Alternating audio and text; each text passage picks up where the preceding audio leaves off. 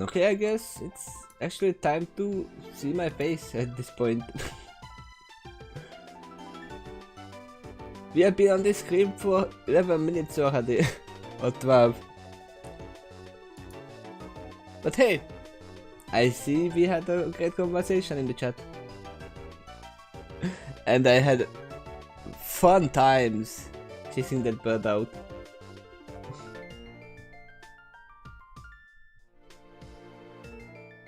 But hey, can you see me well? Can you hear me well?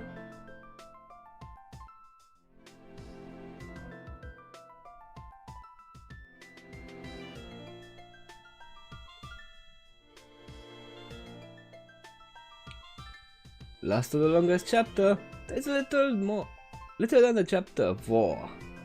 And you finish that one in one sitting.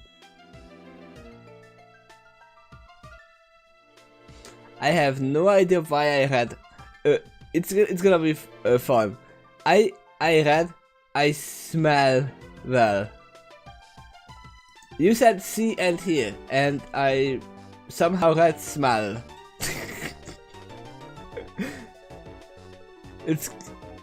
I see it's gonna be fun reading.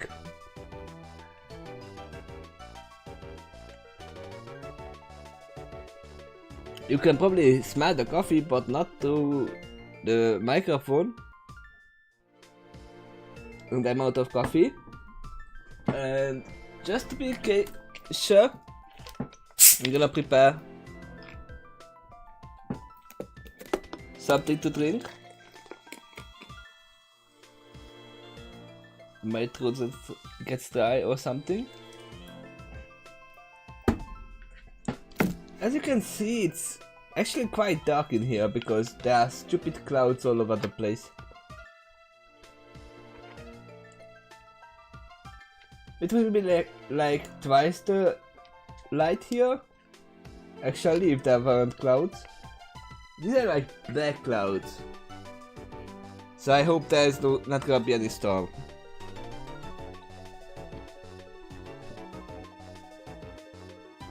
I can't fly through the window. I think I just have to be psychic for that. Well, you tell the truth, there are actually like 4D movie theaters now, which can imitate smells, touch, the seats move around, and stuff like that. So it can happen with technology.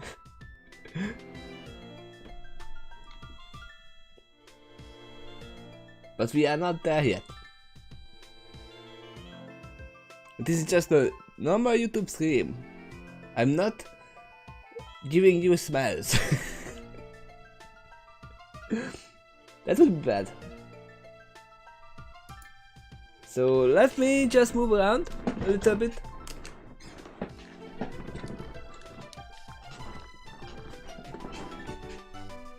Sorry for the noise. And here we are.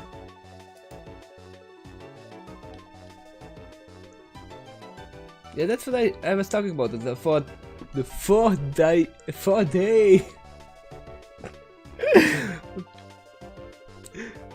I have no idea why I said it like that. The 4D movie theaters. Yep. Even though I wouldn't call smell another dimension. It's part of 3D.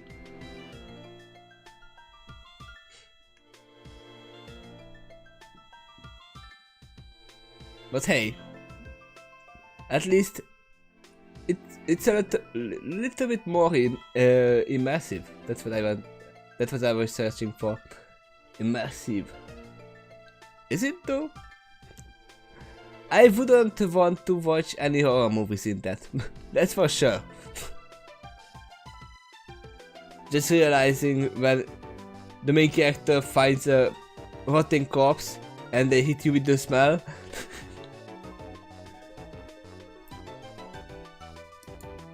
It wouldn't be fun, would it? So, last time in Skydance, the first flying unicorn, we have faced the Puppet Master or Toybox, and he was killed, defeated, and saved at the same time. and Toybox can move on. At least his soul can move on. That's fine. He was defeated in one chapter, he was just a minion, and we still have to face the Dark King. Which we will, as you can see the title. Shadows of the Dark King. That means multiple. He has multiple Horcruxes.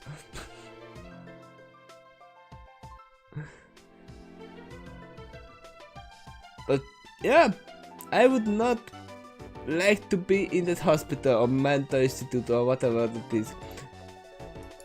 It's so strange that most of these horror and thriller movies are in a children's hospital, a mental asylum, or just out there in the nowhere. Mia still proves how deadly he is. Yep. And and the long last whatever was the name of that? It was not Cloud Chaser. Let me check back. What is the name? Oops, it's the prologue, obviously. What was the name of the Wonderbot?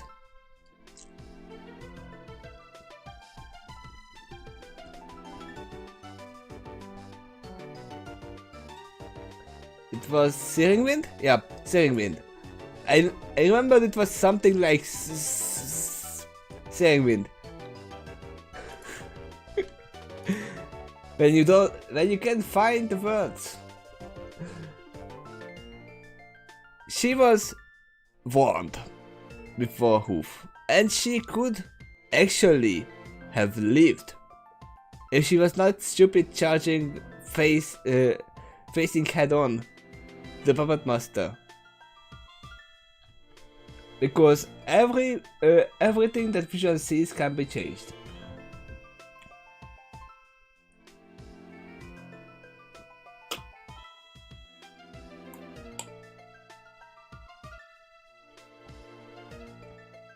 And I actually bet that without her suicide attempt, they would have still defeated the Puppet Master. That's true, but I mean, come on.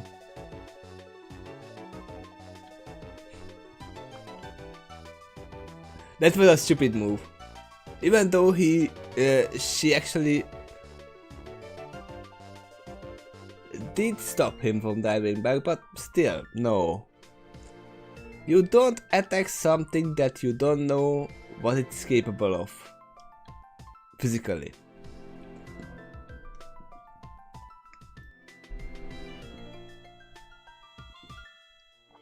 But yeah, are we ready to start? Because we have been here for a long time and we haven't even started the first words yet.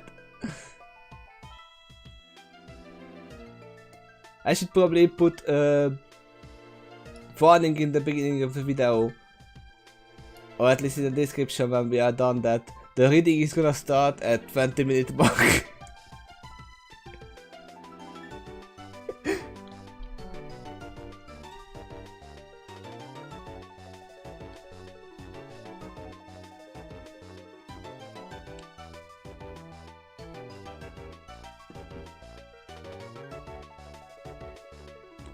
Starving charged Puppet Master too, but she was more prepared to defend. Starving had a magical plot armor.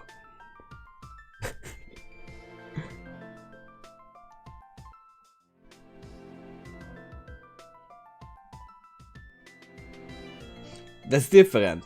That's very much different.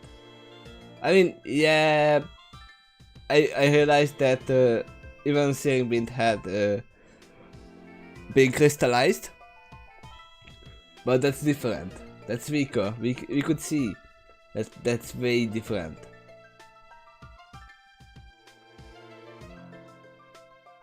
So I almost closed the stream. I almost misclicked. But let's just go.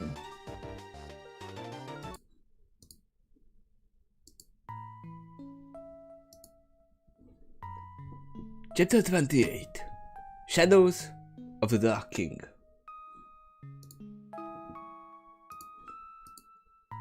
So, what's at play here? Sterling checked with her husband while they both waited for Princess Celestia's palace. In front of Princess Celestia's palace. During this time, she and her husband sat on a comfortable cloud that had rough shape of beanbag chair, which hovered just a bit off the ground. For vision, Featherwind conjured a crystal bench, which she laid on it lazily, with her back across the entire bench, while idly waving the tip of her hoof back and forth above her head, as if listening to some song in her head. Maybe she did it. Meanwhile, passerbys going in and out of the palace gave them curious looks, since they were not familiar with the furniture in this area. It was out of the way though, so Featherwind kind of thought he might leave the crystal bench here as a permanent picture. Aren't we going to hit the Dark King next? Wait, okay. We are in front of Princess Celestia's palace. I was like, wait, where are we?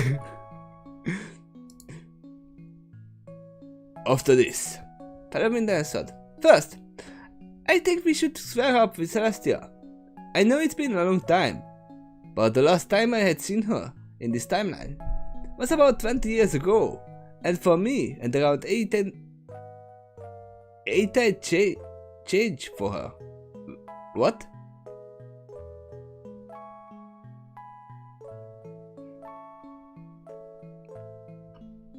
8 change? I have never heard that. I'm pretty sure that means 8 years and a little bit. Back then, she ordered me not to talk about Puppet Master and not to face him. Well, we faced him and took care of the problem. I think she should know that. And I need to apologize to her for defying one of her orders. No, she actually ordered you not to face him at that time.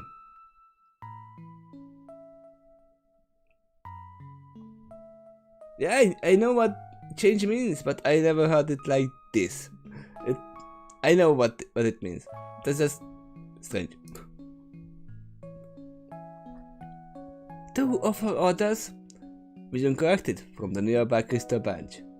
Sam Wind overheard us talking about him. Way to keep a secret there, buddy. The mention of Searing Wind depressed both Featherwind and Sterling, but Vision remained calmly neutral. We should have been more discreet about that, Sterling said with regret. But we were dumped off in the middle of the busy street. That alone drew some attention. That's another thing I need to tell her, Featherwind said remorsefully. I need to let her know what happened to Searing Wind. I was curious when they are gonna drop off the book. I'm not arguing against that, but I'm curious about the timing, Sterling wondered. Last time we started here, then we rushed off to face and defeat. You know who? Voldemort? She said with a careful glance at some of the passerbys. If we went that far, why not finish the job and then come back and fill her in on all the details? No, I wouldn't do that. Her husband was silent for a while, so she pressed. Featherwind? I don't know exactly. It's hunch, but it seems to me Princess Celestia and Princess Luna were both familiar with Somra when they met each other in the ancient past. Featherwind's eyes shifted to his wife while keeping his face tightly forward. Most princesses were really reserved against him when I first saw them interact with his pastime clone. I even think both princesses faced up against him at one time, and I vaguely recall my uncle mentioning something like that to me back when I was a foal. Conversely, Sombra's pastime clone didn't seem as familiar with them, so I don't think he faced up against them as in his timeline yet. And why would he? Back then, he wasn't fully corrupted yet. I suspect they actually had met each other, but on more amicable terms until Sombra turned more fully into darkness. If not that, then he was at least familiar with them from a distance, because they were famous celebrities. Obviously, every pony knows who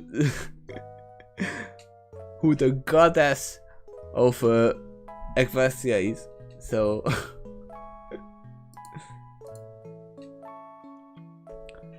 In that case, other reason we were here to gather some intel on King Sombra, Sterling figured. You saw how formidable he was as a friend in the past. Furthermore reminded Sterling. Well, I think Princess Celestia and Princess Luna have had experience dealing with him as an enemy, and is therefore more familiar with his tricks. And I actually do think that the Dark King pulled off tricks that his more innocent self would be unable or unwilling to do. In that case, a heads up could give us a tactical warning. In this time period, though, only one of those two princesses are available to talk to. That's actually not true. You can... Wait. Just to stop a little bit. Didn't Nightmare Moon still was kinda able to go into Sleeping Pony's heads? Wasn't she able to put nightmares into all the ponies while she was on the moon? I think she was.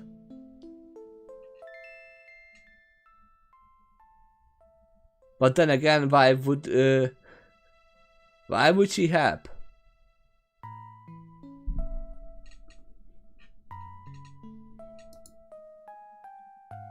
And we can tell her that her sister will be freed in the future either. Vision instructed. Her future must be left for her to resolve. According to Vision, she can talk to Luna and Nightmare Moon, but only in her dreams.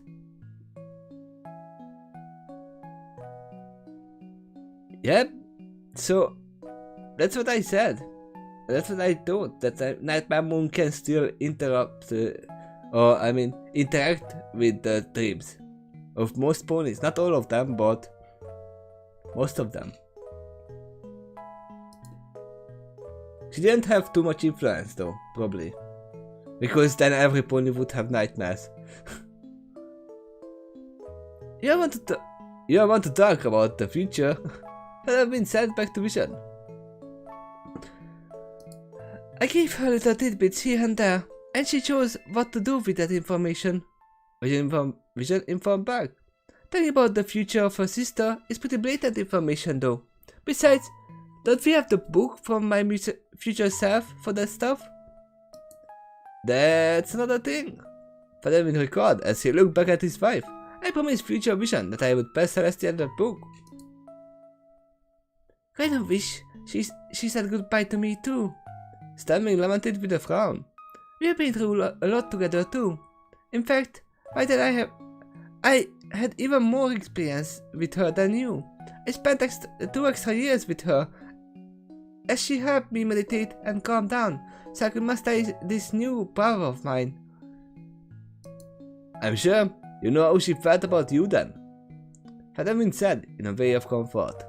She didn't have to tell both of us to level the book, and at the time, she was being discreet because she knew her past self was in the area.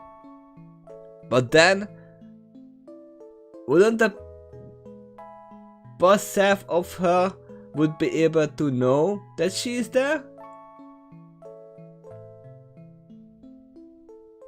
I mean, they are both emperors. They can both see the future.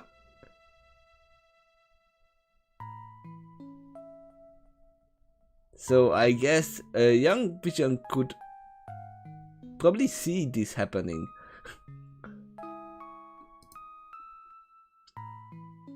Which is basically pointless because I ended up finding out anyway from you ponies right now.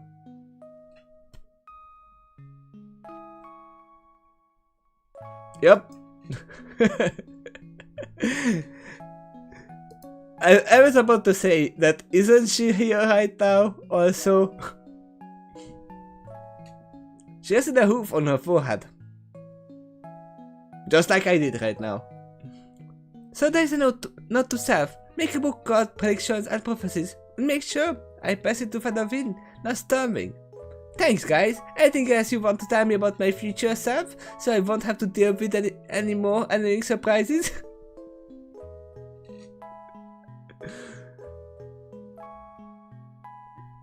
She gave me 1,000,000 bits, Stormwing joked. Which was probably won in a gambling game which she forced a winner outcome to. Vision joked evenly. Done and done, I will cheat to win great fortune, then pass off the 1,000,000 bits to you sometime in the future. Sounds great. Stormwing's half joke. Excuse me? A rare Gandalf guard dressed in a golden armor approached as he approached them, then gave a small bow to them. The princess is ready to see you all now. Wasn't she always ready to see them? Well, Featherwind pushed himself off his cloud beanbag. After he noticed his wife do the same, he blew a wind at it, and it evaporated both clouds to clean up the mess behind them. As the three of them trotted after the guard, Featherwind asked back at his wife. By the way, isn't this the first time you met Princess in this timeline in person? Yes, it is, Stormwing answered. Then, after this meeting, Featherwind... Oh, it's Vision. Then after this meeting, Featherwind will just have 2 points, and 2 of us will have 1. Vision joked. Despite the messages I passed on to her, to my mother, this is actually my first time meeting the princess in this timeline too. From the lead, the Royal Gandalf guard passed them a strange look for mentioning the word timeline twice in his presence. Shut up, Ruji. That's all I can say.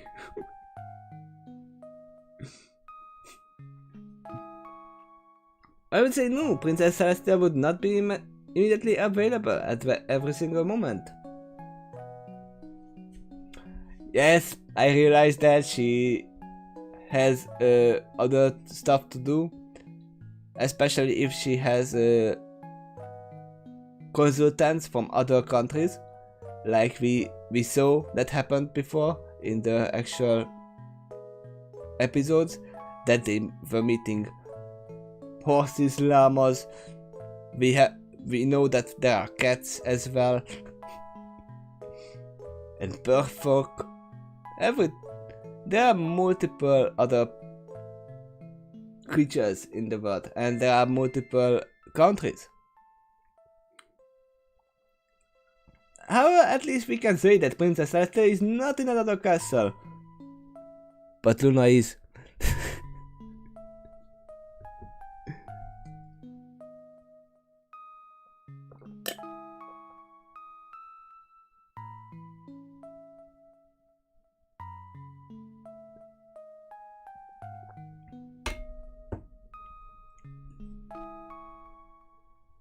And that was the first part, okay.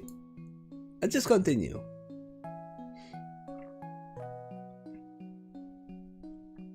According to my perception, pretty much nothing has changed since last time I visited the princess in the royal throne room. Even the guards looked the same, and they stood in the same places I remembered them initially, and in the same poses. Obviously because they had that set out that they should stand there in that pose.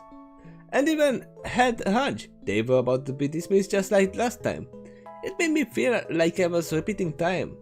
This was the first time for your mother and Vision. However, I kept glancing back at them to observe their reaction. And yeah, your mother was looking about in the right. Even the scent in the air was distinct, and I remember her breathing it in deeply, like a creep. Obviously, Vision was not enjoying the scenery in quite the same way as your mother and I, because she's blind.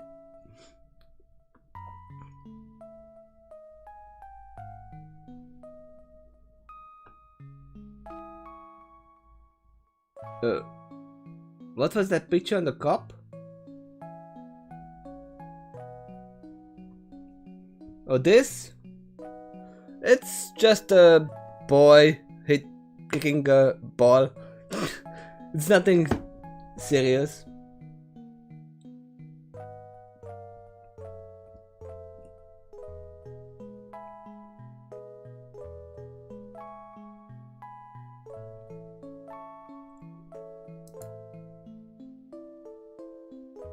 I got your message that you have returned to Canterlot after being absent from it for a while. Princess Celeste put forward to break the ice in this conversation, while she sat and observed them from her throne. In your message sent via the wind, you said you had some urgent news for me. Well, I am listening. Before I get into that, I want to apologize for startling you with the message I sent you to you prior to this one. Fedavin told the princess in a project tone. It is my understanding that it came to you violently during a very private moment of yours, and it shattered your nearby windows. Oh! Celeste looked a little taken aback by Fedavin's awareness of that fact, and she smiled at him and waved a hoof at him. And she already said that they apologized twice. No need to apologize. I'm glad you informed me about the emergency. Her look shifted to one of concern. I assume this meeting has something to do with that. Did you save the Oracle? Indeed, I have, Your Highness. She's right there. Fedavin gestured to Vision, standing beside him, who blindly waved at Princess's general direction in response to that introduction. Wait, isn't she able to see at this point? Via the sonic eyes? As for the reason for this meeting, however, I can sum it up to 2 words, although I suspect you will welcome an elaboration. And the 2 words is this: the Doctor. Doctor Who? I saw that coming. I saw that coming. Doctor Who? Who is the Doctor? Where is the Doctor? Exterminate! Stabby's thought in amazement, which she imagined was that the guards must have thought at the moment back then. For the second time in few seconds, the princess again looked taken aback, but it was shortly followed by a knowing look. She looked about at her guards, then clamped her forehooves together their intention. Once she had it, she gestured them for to leave. This time, they did not question her, but as they passed the visiting trio, Fedavin distinctly heard one of those guards ask another, "Is it the same court she dismissed us for the last time?" In response, another guard answered, "Yeah, I think it is. I wonder what's going on that is so secretive that they keep needing privacy for those meetings every single time. Is the princess sick? They are talking about some doctor of some kind."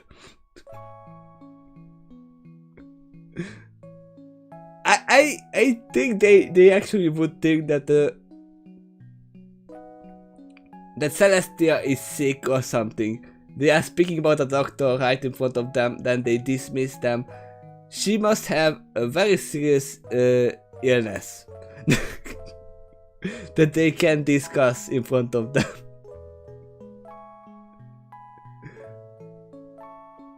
Probably on her private parts. Wow! Good memory, guys. Featherwind mentally commended them as he watched them leave, with an impressed expression on his face. Once the guards fully departed, Featherwind expected the real conversation to begin at that point, but Princess Celeste actually surprised him by getting off her throne, trotted around it. Then she vanished from the sign behind it. Briefly, there was a jingling sound and the golden globe behind the throne, both sides indicative the use of her magic.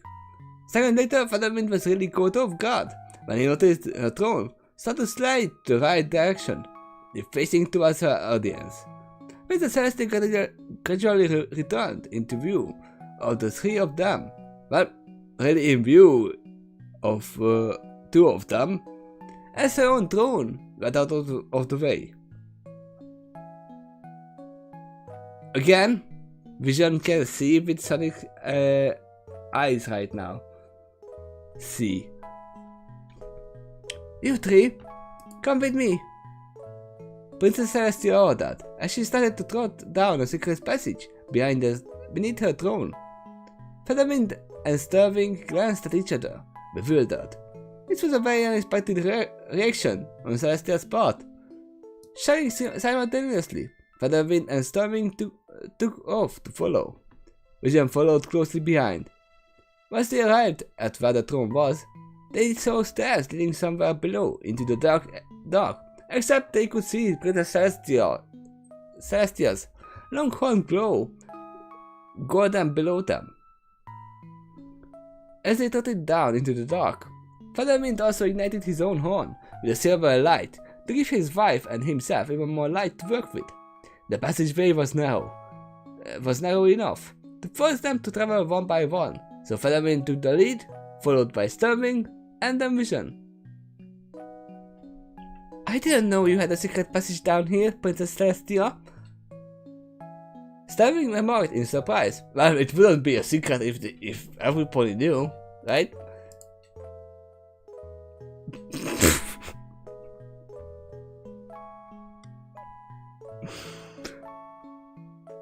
I swear to you, I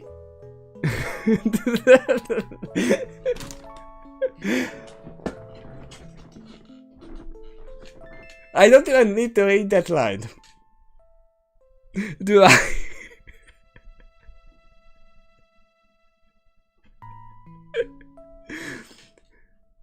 Would that be much of a secret if everybody knew? Now would it? Princess Celestia sat back in a tone of amusement, but her next sentence was a good deal more serious. While she spoke, she continued to trot ahead of them, down the spiraling staircase. I have lived long enough to know why certain secrets are necessary to protect. It is often for the peace of mind for my subjects, and sometimes it is also for their safety. In this case, I erected this secret passageway as a tactical defense in case my palace ever gets invaded. There are plenty of other secret passageways and hidden rooms in this palace, which I won't go into detail until I have to. But I feel that this one is appropriate to reveal at the moment because of something that is contaminated within it. I'm sure you three are guarding secrets of your own. From me too. You have traveled through time after all. Wait, if she had a secret passageway all the time, or many, as you mentioned here, how come she was captured several times throughout the series and the movies?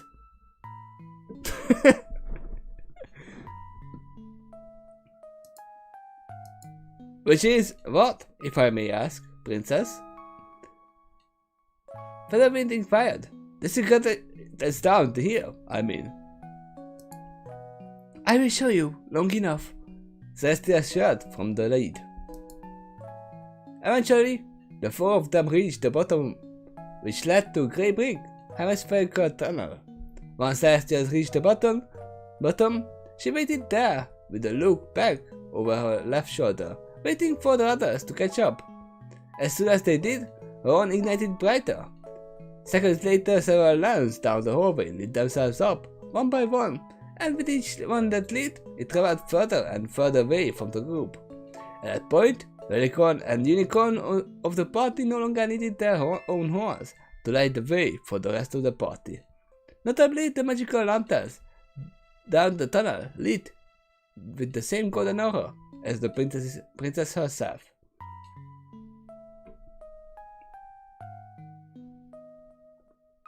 Oh, season 9. I'm not there yet.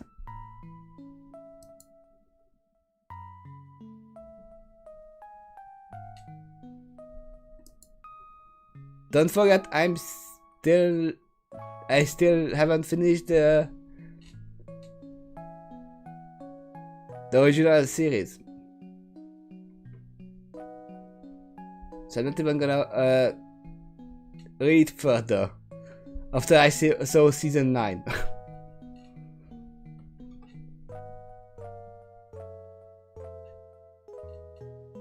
This way, follow me. But the Celestia obeyed and proceeded down the tunnel. Her companions followed suit. Thank you for the retraction.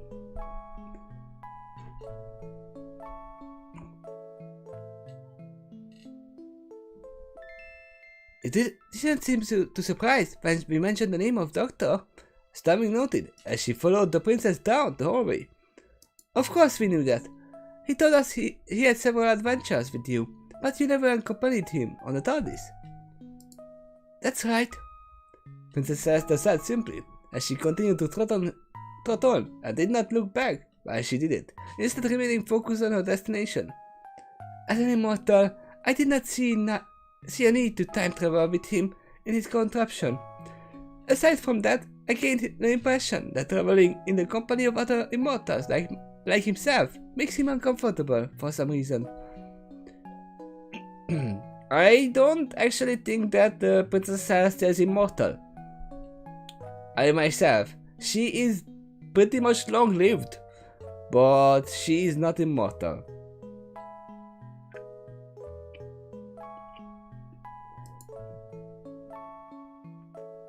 I think it's more than that. But I haven't theorized. I think the doctor told you sometime in the past that this meeting will occur, and what it's all about. Astute as ever, my friend, Celestia commanded in a friendly tone, but still without looking back. Yes, I had known this meeting would occur, even before you were born. Because of that, I got occasional attacks on you, but without trying to interfere with your life. There were some surprises for me, as I had observed you growing up over the years. For instance, the doctor did not inform me that you would try to kill yourself jumping off a cliff.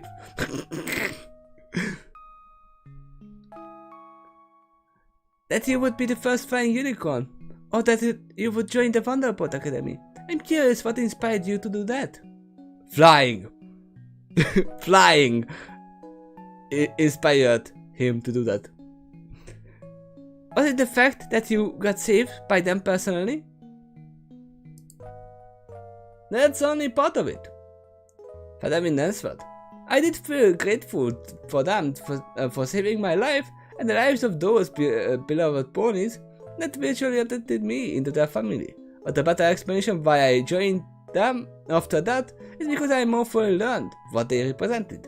I knew for sure, ever since then, that they were not just performance troops, but real heroes. I also joined them in hope that I would one day have them confront and defeat the Puppet Buster, once and for all. I never thought anything else that last bit until now, Your Majesty. Oh. Father Win suddenly depressed as he recalled something. Which reminds me, I regret to inform you that the one who saved me on that night, the one of the greatest flyers of the Wonderbolt. Oh.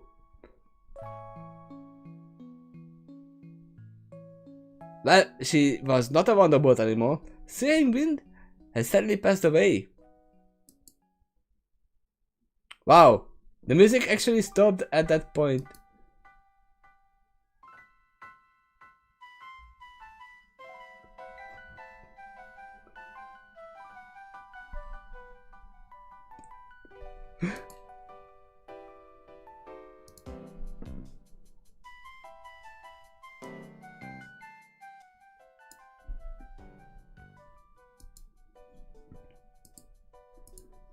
hearing that, made Celestia pose from the lead. She stood still for a few seconds, then glanced silently back over her shoulder at Feather Wind for a more elaborate explanation on that point.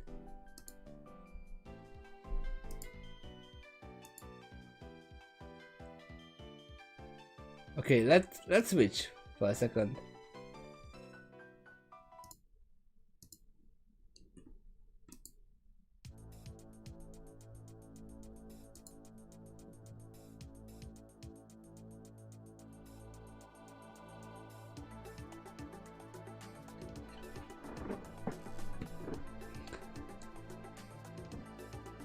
Well, this is more, I guess this is more when they find something.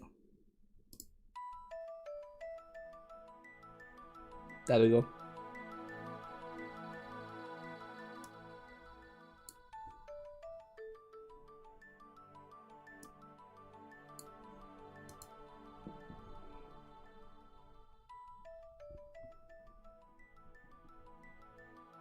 It is our fault, Princess. Storming said with regret. She overheard us talking about Puppet Master shortly after we arrived back in this time period. Moreover, because of the disagreement we had with each other in the past that made her feel guilty over something, she felt determined to make it up to us by helping us defeat the Puppet Master. We succeeded, but at the cost of her own life. He impaired her with one of his many spider-like limbs, extending from his toy body. But once that happened, she grabbed that limb to prevent him from fleeing. That arrow of vision, here to deal the final blow against his black crystal, and my husband here gave her a boost, as well as provided her the means to finish him off. Why are you so freaking loud? I mean, not really loud, but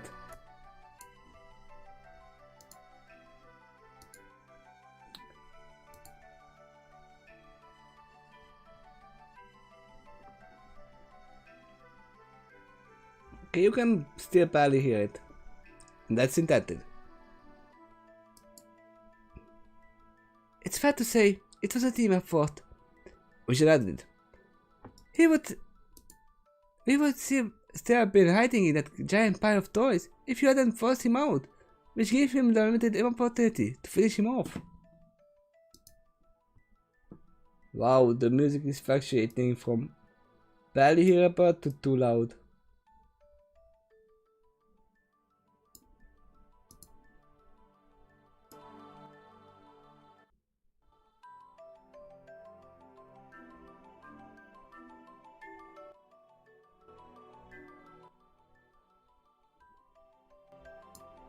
Okay, let me fix this. I hate when YouTube does this. There is no in between.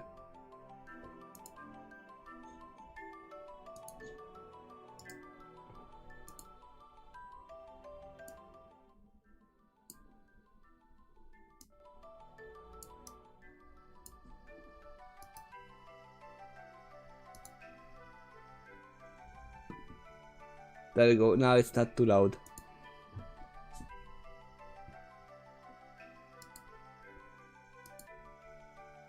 She was a hero all the way to the end, and I rarely encountered a pony as brave or as skilled as her. And after all that, I've seen her while traveling with a doctor. That's saying a lot. Vitamin said in her tribute. It's actually possible we would have fared against Puppet Master if it were not for a brave sacrifice. She helped guide us to the town where he hid, and she helped us secure him from fleeing, so we could deal the final blow against him. Well, that you are just saying that. We all know that without her sacrifice you would still have a chance. This was her land too, and she loved it dearly. Sterling said. She was willing to fight for it to the bitter end. Yeah, I wonder she would die if she accompanied us. We are reminded. But it's quite possible that its worst death was of the body, if it also means the flourishing life of the spirit. Her soul is moving on to great wonders and adventures even as we speak. And probably is being pretty awesome while she's at it. Having said with bittersweet fondness. That's quite likely, Vision said in an ultra tone. Her family will have to be informed of the tragic news then. Celestia realized from the lead as she looked forward again. I will do it. I will even do it in person. To prevent the panic, I can be completely honest with them about the exact circumstances of her death, but I will inform them as she died as she lived, a hero of Equestria. Following that statement, Celestia resumed her course. But I feel responsible. I would like to tell them. Starving requested, as she resumed, following the princess. They don't know you, Stormwing.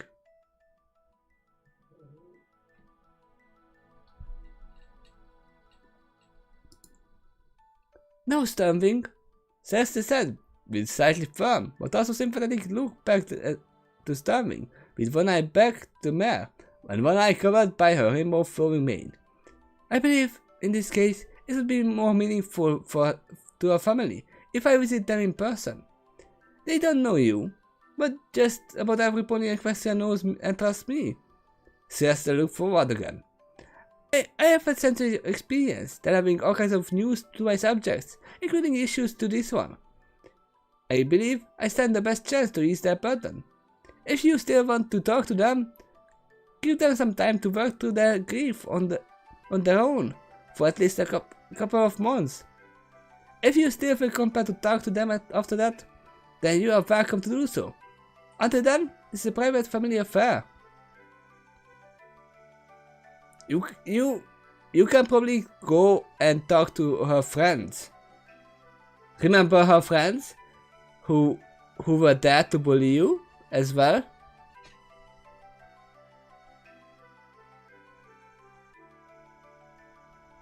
But I'm on with Celestia at this one, because if my family members, one of my family members die, I would be more glad to hear the news from a princess that, oh yeah, she was a hero, or they were a hero, and they saved this country. I thank you. Then some pony I don't even know that, oh yeah, he died.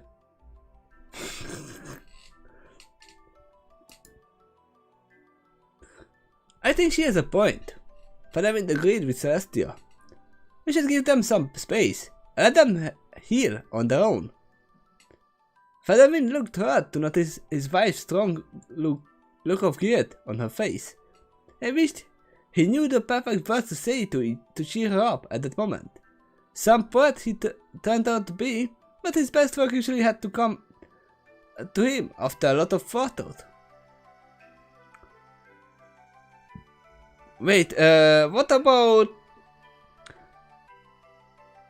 the body though? I don't recall having a cemetery for the ponies. Do they have cemeteries?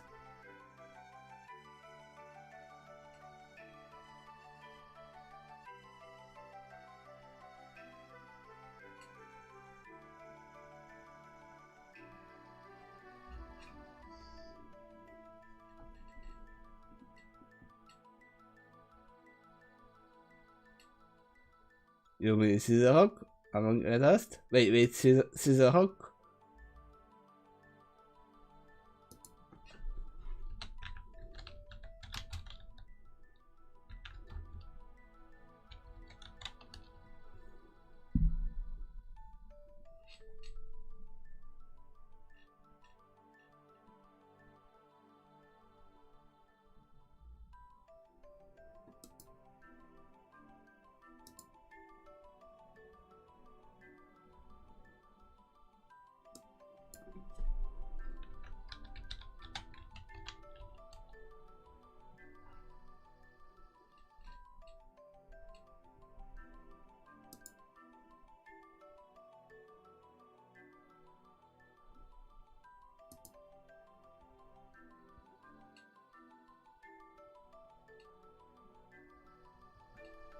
Oh yeah, I forgot that you are back.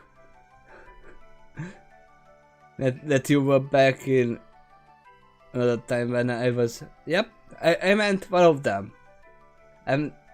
Scissorrock and the other police who were friends with her.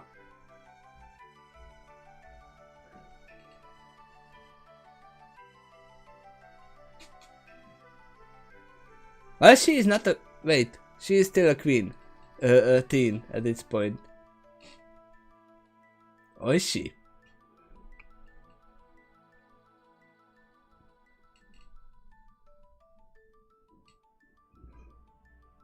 I'm thinking though. Police don't have cemeteries. They don't.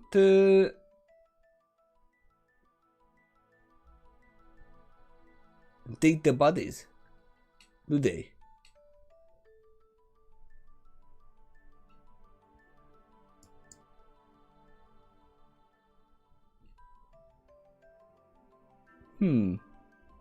Well, they did just leave the body there.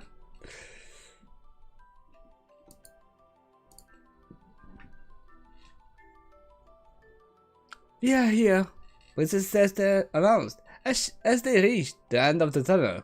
From there was 2 doors, one to the left and right, both of them shut, but her attention was mainly focused on a pair of mannequin statues ahead of them, both of which were wearing unique and very distinctive looking battle armor. One of them was wearing Goda looking battle armor that mostly covered a forward chest and ended up on the neck. There was also a crown worn on the head, which covered the cheeks that extended across the forehead, a purple gem embedded on the center of the forward chest plate, and the brown mesh beneath the main body of the armor to prevent chafing and provide a little extra protection. These were armor pieces covering the hooves as well, especially on the forward parts of them, and the brown mesh underneath that as well.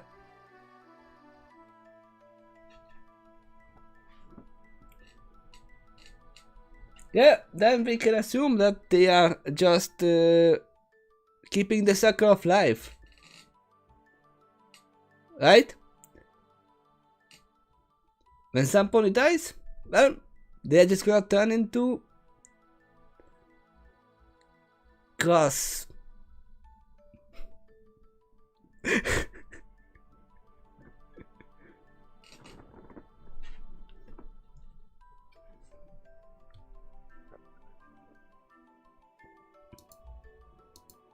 Beside that mannequin, there was another set of armor, similar to the last one, but it was clearly designed for a smaller pony.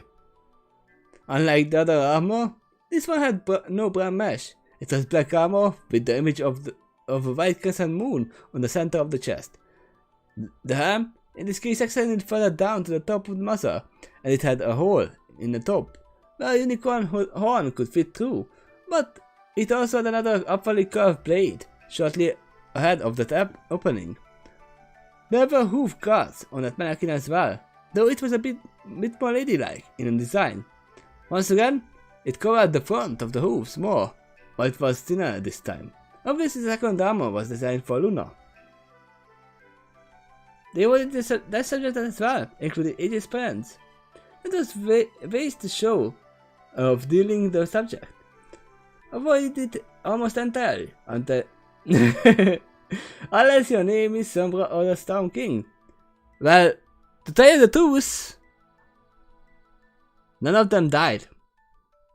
Sombra didn't die, and Storm King didn't die either. One of them disappeared, the other was broken. But then at the end, we saw the parts of the statue actually moving around. So,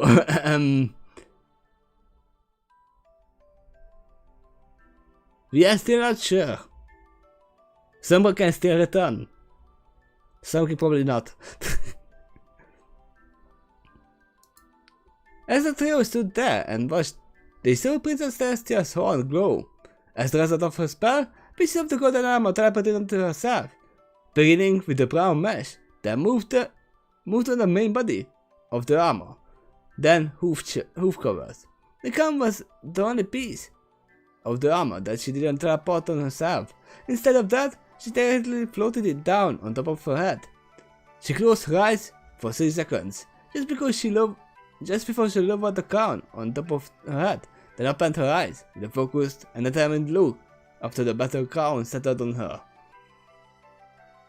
I don't understand, princess. Why are you dressing for battle? Because we are going to battle! Storming asked in concern. Because for this next part of your journey, says the Santa looked back at them as she finished her sentence. You will need me. The doctor tell you that too? But they've been checked. No. Celeste turned to face them fully before she spoke again. Instead, I told him that. What why? Stammering asked. Because I faced King Sombra before personally. Celeste answered, then looked up to her right as she thought back on the memory. Meanwhile, Fadavin realized that since that was the first time King Sombra was mentioned in this particular conversation, it caused him to realize that Celeste might have been aware of King Sombra's involvement behind the Puppet Master after all along, or at least she became aware of that in recent history. My sister and I both, Celeste went to say. Together we faced him in a battle just before the fall of Crystal Empire. He was still alive at the time. We managed to defeat him, or more accurate to say, my sister defeated him, but it came at a great cost due to his contingency plan. I'm sorry about that. Celeste looked back at them. Because of my prior experience with him in battle, I know the danger of one of his greater weapons, the Fear Cross. I don't know why he did not throw that on my sister as well. Unfortunately, didn't for some reason, and she managed to defeat him. But for me, I suffered a terrifying vision of my worst nightmare that had plagued my heart back then. I realized since then, it wouldn't matter if I stopped having the same fear anymore. This curse would summon whatever you fear the most, and make you live through it. If you manage to conquer the fear, the curse would show you whatever else you would fear next. I see that you are referencing the fall of Crystal Empire. And he did throw the same curse, but you can't make the fear itself fear. It's not working.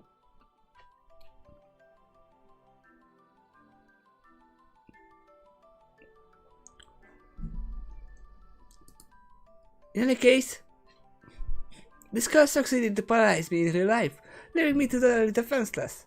More importantly, it gave him doorways to start manipulating the mind after that. I'm pretty sure that that's what happened to Puppet Master, and after facing him down yourselves, you can well appreciate the dangers that come along with the curse when it reaches to its maximum potential. Not only can it defeat you in battle, but it could potentially lead to you become one of his loyal minions later on.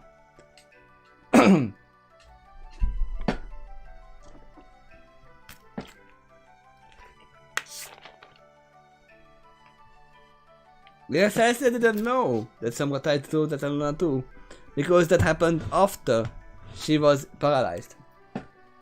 She didn't see anything of that battle.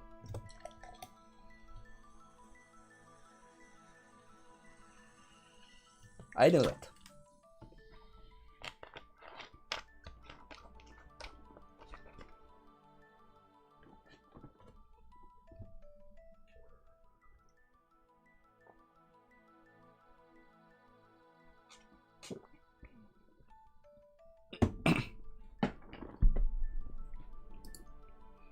Now, I thought this issue was done with when we managed to defeat him all these years ago.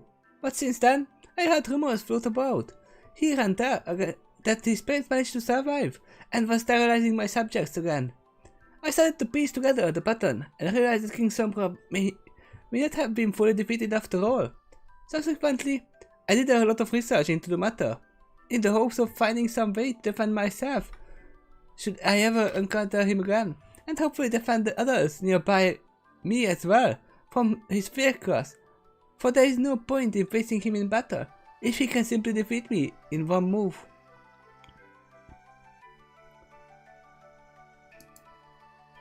Ironically, I found my best answer by researching what little notes I had on him before he got corrupted. In those notes, he mentioned some of the process necessary for the creation of Crystal Heart itself, and this in referencing Clover the Clever, especially. So I did some research on him and discovered that there may be indeed a way to defend myself and my companions from his fear curse after all. Wait, I definitely heard that name before, Clover the Clever.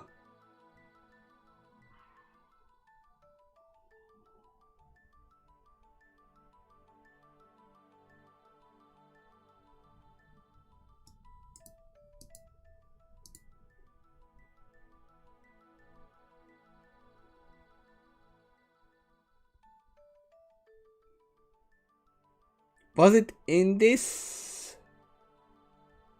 fanfiction or was it actually in the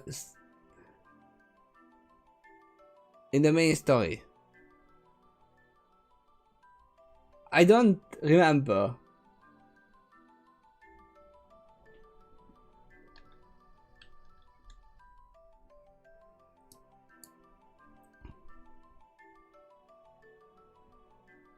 He was mentioned several times in the show. He was trained by DiceWarwick.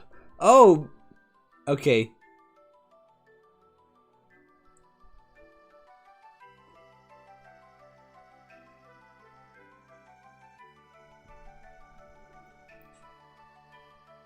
He was mentioned in the show.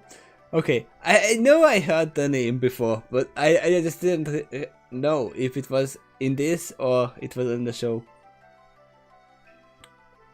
She was one of the founders of Russia. Oh, there it is. That's what reminded me. Okay. Thank you for the information. This spell is very similar to the one Clover discovered to drive off the Vindicus in the first place. I could have just read forward.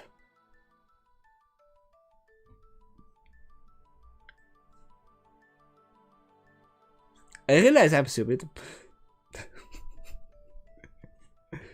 That same spell would also defend us from evil curses. It won't prevent King Sombra from assaulting us directly. But if he does cross this barrier, he will be greatly weakened, as long as his primary power source stands for evil. Oh, trust me, we had some experience with barrier magic. Stamming assured, as she gave her husband a wink.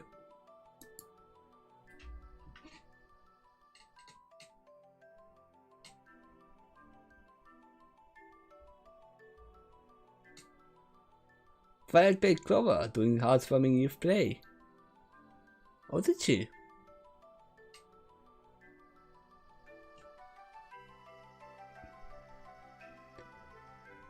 Was it a play or was it the story that she told?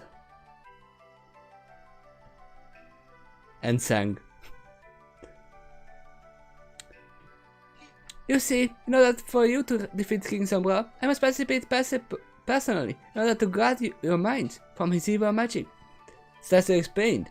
There are few drawbacks to this strategy though.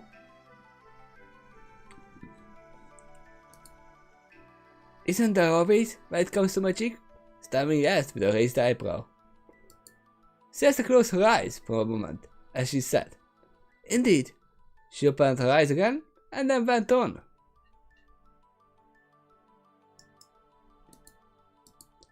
In addition to drawing my magic reserves while maintaining this spell, all of you must take care to make sure you remain within the radius of the barrier's protection. It won't matter too much if you set a mere roof outside, but the moment your head crosses through the barrier, you give someone an opening to infect your mind with a fear curse. In addition to this restriction, this spell will require concentration on my part, so I'm afraid I will be able to do little else during the fight. I can move around, stomp my hooves, and even wield this weapon. She looked at the dual-headed lance hanging off the side wall and had it technically float over to her. Once it arrived, She tucked it under her right wing. Then looked back to the trio. I may be able to provide a little bit of physical resistance, but most of my magic will be dedicated to protecting all of us from the worst of his magic. If I don't do this then, there is no point in facing him. It was the play, and it was the first time the show mentioned Heartswarming Eve. I remember that there was the play and there was the reading. Which was still one of my favorite episodes though.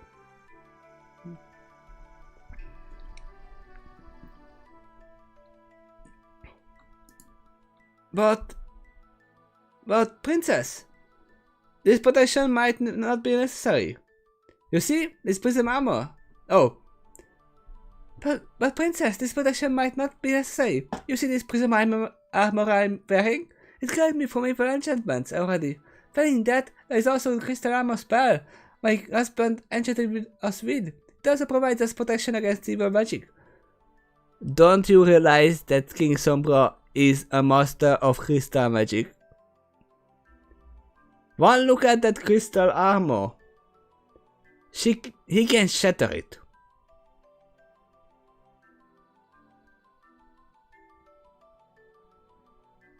Easily. It was King Sombra, or Sombra, just Sombra, who you learned it from. How to make it. He can easily undo it.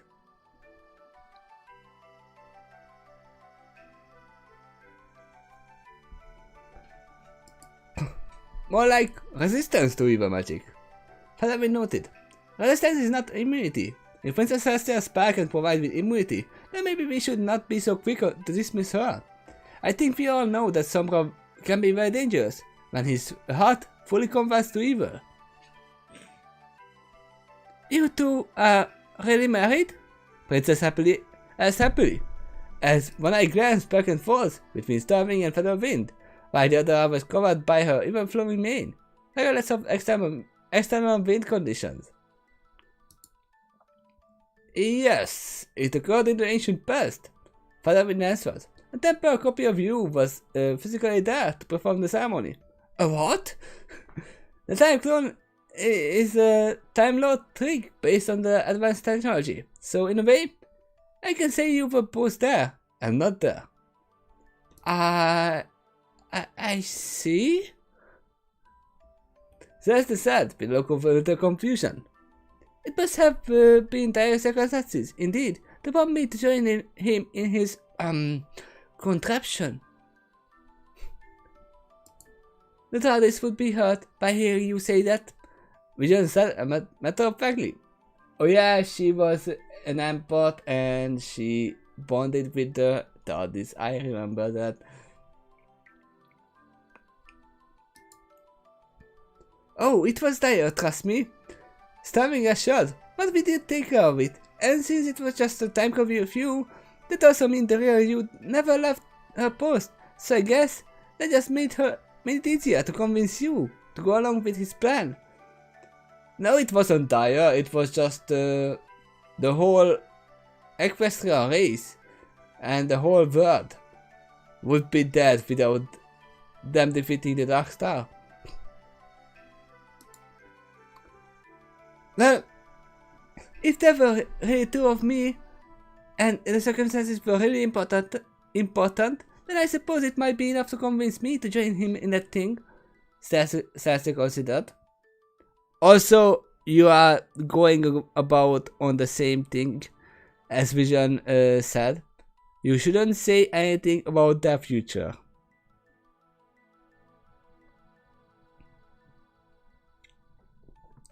You really don't like the idea of time traveling? Starving death. Oh yeah, that's all.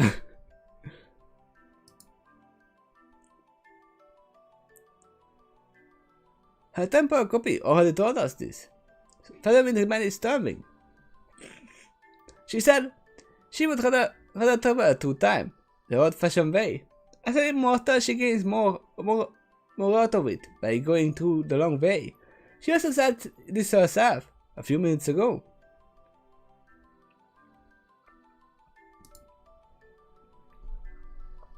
Thank you, Featherwind, for making that point clear, says the said in appreciation. Then grew serious again. But what's the matter at Hoof? You need me. If you're going to face King Sombra in person and defeat him once and for all, you will need me. Oh, we are not going to defeat him. Then, if we did that, then the show couldn't do it for us. Later, several years later. Ah, what is this?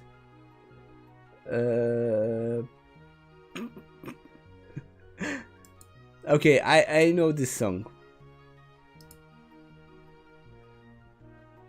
I don't know if you are gonna realize what this song is.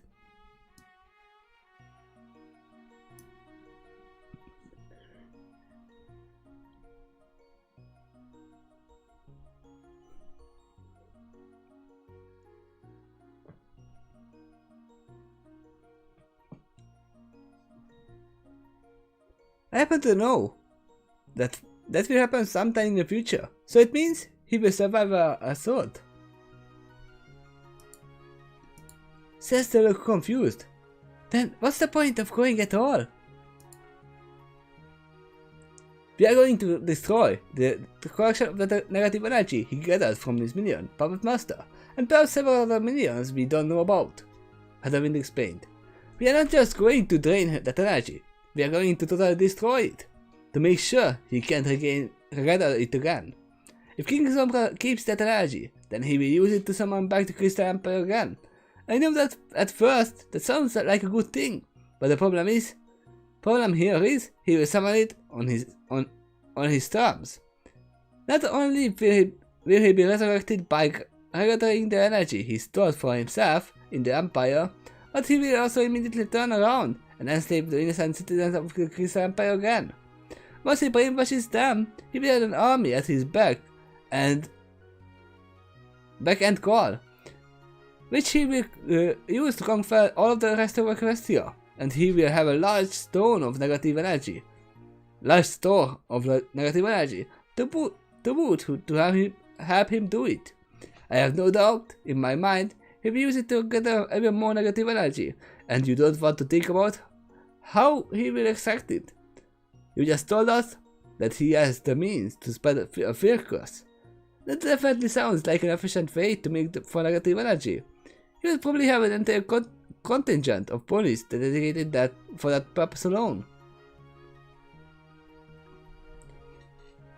You don't see the last part of it. Sure, it was a long paragraph right here.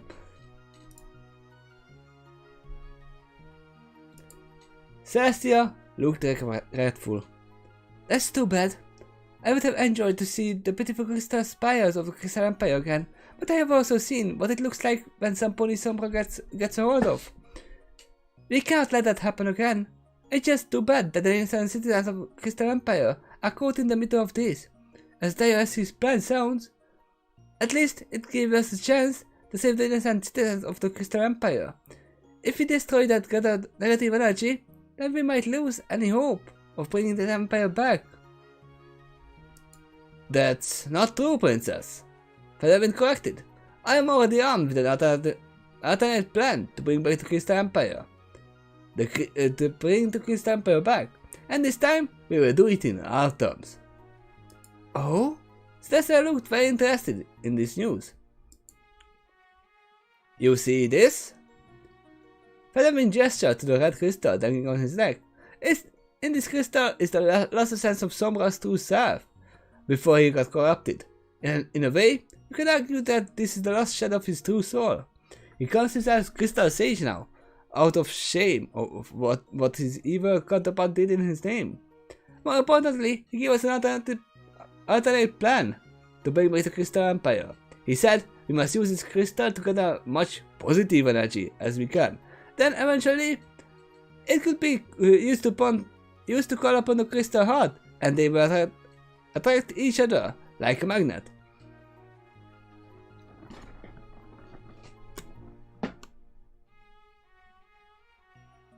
I'm considering thinking about the summer sun celebration, where you can gather some positive energy. Maybe Featherwind. How exactly could this be accomplished? Celestia asked in a very interested voice. He didn't exactly say, but I have a feeling it has something to do with the Tree of Harmony. Featherwind guessed. Celestia looked alarmed. He knows about the Tree of Harmony? Certainly his time-clone self learned about it in the distant past. Featherwind clarified. As for Crystal Sage, he hinted at it. He never said it directly, but when I thought about it, it makes sense. The Tree of Harmony is connected to the spirit of all Equestria.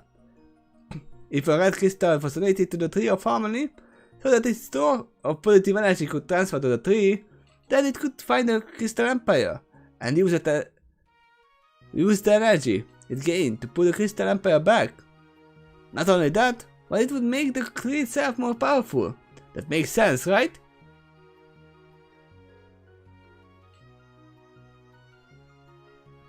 Wait. Who has a red crystal in their element? Applejack? Wait.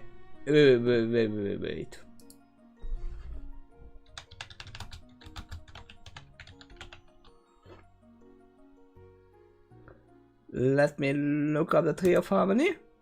Just a second. No, it's yellow, right?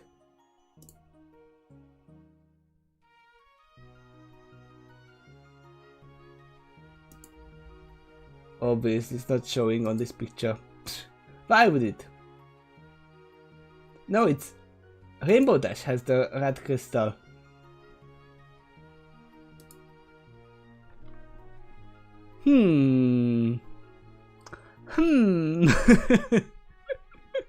I know you didn't mean it like that, but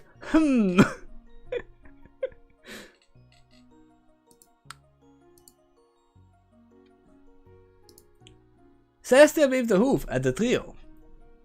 Don't misunderstand me. I think Crystal Sage's plan is indeed wonderful, but I am disturbed by the idea that King Sombra is also aware of the Tree of Harmony. As soon as he conquers the Crystal Empire, there is no doubt in my mind he will get to the Tree of Harmony next, if he is aware of it. And since the tree is no longer equipped with the elements of harmony, it is far more vulnerable to assault. AG had an orange crystal, yes. But Rainbow had a red one. They might need to find 5 more crystals to compromise.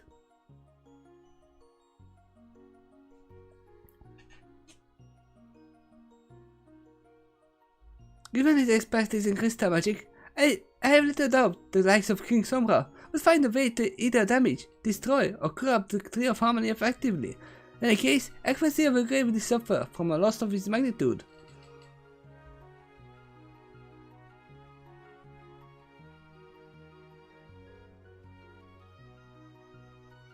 No, Quill. Rainbow has a red crystal. It's not multicolor.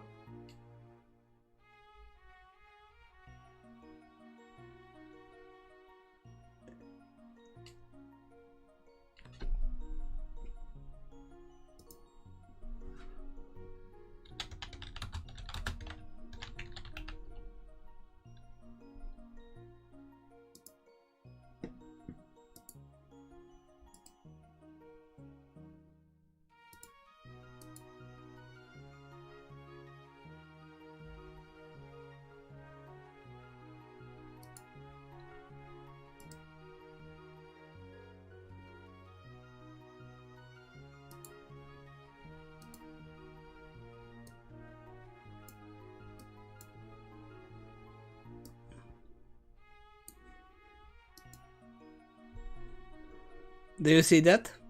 Right there? I can zoom in. I can. Wait. That's a red crystal.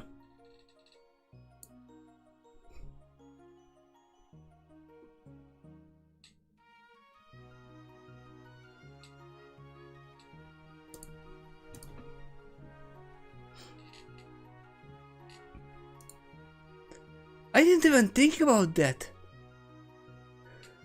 Oh, it's Featherwind. I didn't even think about that. Featherwind realized in horrified astonishment. If Crystal Sage knows about the Ray of Harmony, then course his evil counterpart would know of it as well, unless the knowledge came to either one of them after the separation.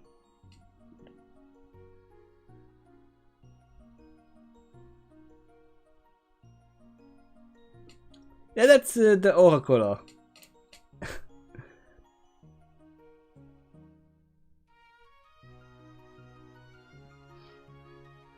That's true, but also this makes me sure that you weren't thinking of that they actually replaced the red crystal, because you never thought about that.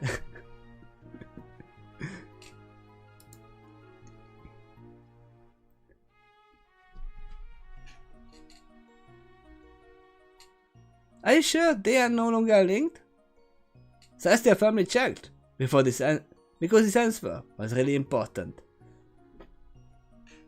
Crystal Sage said there was a very small link between them at first, but it has grown weaker over time. He said his counterpart used to torture him with the flash of visions of the evil he wrote, but he hasn't done that in centuries.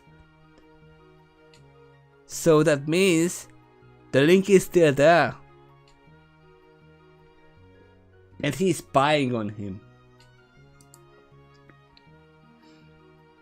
We need to be certain, Featherwind. This is important, Celestial said firmly. If the Crystal Sage is aware of our plan, then so is King Sombra, if they still share a link together. That would only determine if he had the surprise advantage or not. Starving pointed out, Starving. With your protection, it might not matter if he sees us coming or not, so the answer to your question doesn't matter. No, it does matter. Have you ever shared sensitive information with Crystal Sage that might be dangerous in the hopes of the enemy? Celeste checked with the three of them. Starving glanced at her husband. Well, until recently we weren't even in this timeline. It wouldn't be private to any conversation we had ever had before that point, unless he already existed in the timeline we happened to travel to. No, there is no chance of that. Featherwind said confidently, after recovering from a blank look. Any connection to he and Sombra had died up long ago, as they suddenly made their way down to separate paths, making their soul connection less and less similar. As their particular sympathetic vibration weakened over time, so too did the link between them. They might understand each other, but any empathic connection that they have is extremely weak at this point. I think we are at the risk of exposing ourselves to the Crystal Sage. That is a stupid thinking, Featherwind. That is the downfall. Right there. You have to check every possible scenario. Featherwind. I thought you were a good chess player. I thought you were good at cards. None of it is good. None of it was true. The master proved that you are not thinking forward. And this proves that further. There is still a chance. You don't have to throw it away. Does he have any evidence for us before engaging his evil counterpart? Celestial checked. Any advice, not evidence. Featherwind paused for a moment as he listened for the answer, then said, mainly that he agrees that your protection and experience will be necessary for the upcoming battle, but reminds us that all our main objective is to destroy the dark energy King Sombra has gathered. As soon as that is destroyed, he advises us to go up out there as fast as we can Because apparently we cannot damage. Because apparently the granite energy he has will explode very violently. We saw a demonstration of that with the defeat of Puppet Master, so I know he's right about that. But I mean, look at vision. Do you have any idea where his lair is? Whereas Vision answered, the frozen north. I'm sorry, I know I messed up the thing. I read this first. Whereas the frozen north, Vision answered. I had visions of an active volcano on the surface surrounded by perpetual night due to the smoke and blizzard clouds, but it lies within a cave at the base of the volcano. Despite the volcanic activity above, the cave below is very cold and dark. There are black crystals down there that would drain our life energy if we do not have Princess Celeste's protection. And those crystals also absorb light. Light will travel down there only half as far as it does in the surface. Was it made out of dark star material? Maybe. If it's absorbing light.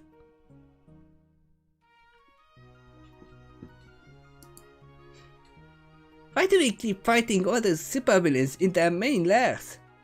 Starving complained in frustration. They are always at the strongest in such places. I kind of feel like we are always taking the hard path on purpose. Yes, because you are in a story.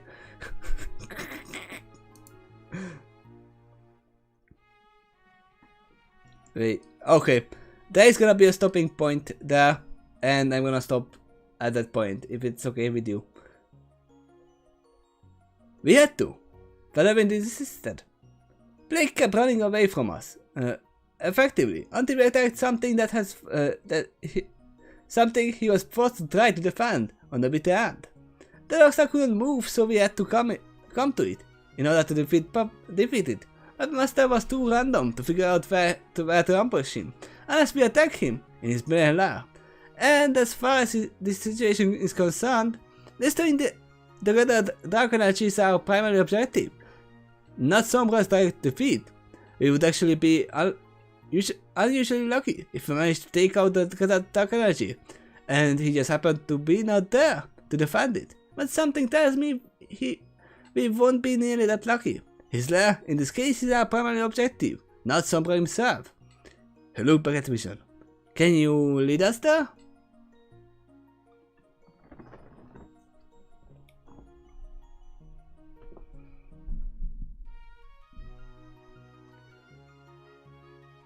We never actually spoken about that. Did the Puppet Master find the body they described to him in the desert area? I mean, he was in his lair. He was not searching for the pony anymore.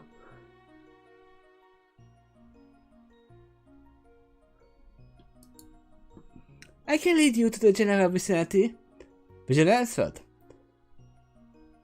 After that, I can tell when we are getting closer to get a source of dark energy, based on empathic impressions, but by then, you would also use your red crystal to sniff it out as well. Normally, I would prefer to use that strategy instead. There is likely so much dark energy down there that it would be maddening to sense, but even after my meditations, I learned to shut down my psychic senses only so far. It's really more of a matter of ignoring the senses.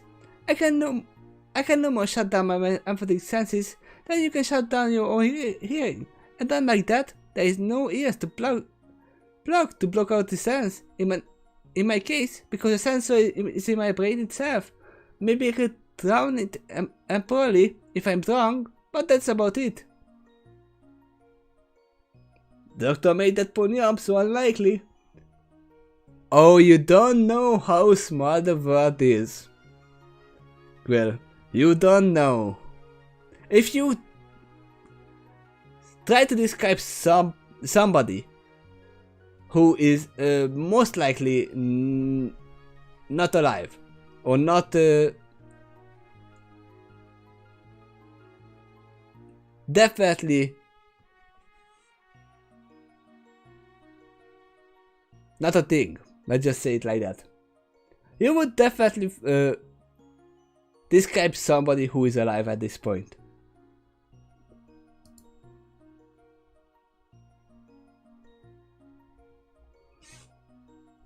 If you would say like, oh yeah, that person had long pink braided hair and she was 9 feet tall, blah blah blah. Okay. If you said he's a giant, that's probably not gonna happen, but if you keep it realistic, like the doctor did, very unlikely, but still can happen.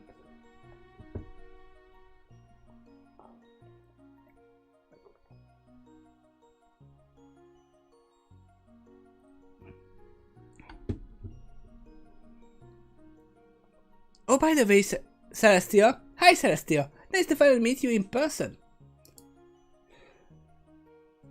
And before continuing this conversation, I'm gonna get to the end of this. Right here. Nice to meet you as well. And I have to thank you for your shared insight, which I used to help save my citizens. Celestia said to Vision in deep appreciation. After all that, you went ahead and finally took care of the source of most of your warnings yourself. FSC owes you all a debt of gratitude for that. I'm sorry, I can't make this information public for reasons you might understand, but know that you all have my immortal gratitude for all that you have done for our lands, and very likely beyond considering your adventures with the Doctor. Also someone in the desert? It still can happen. Come to think of it. Starving approached as she looked at her husband. In all of our adventures in the TARDIS, I'm surprised the only time we ever met Celestia was her time clone in the ancient past. Considering how long she has been charged and whom the Doctor's enemies would likely to try to target, we have never once met her in our travels, except for the time clone. Isn't that odd? Didn't they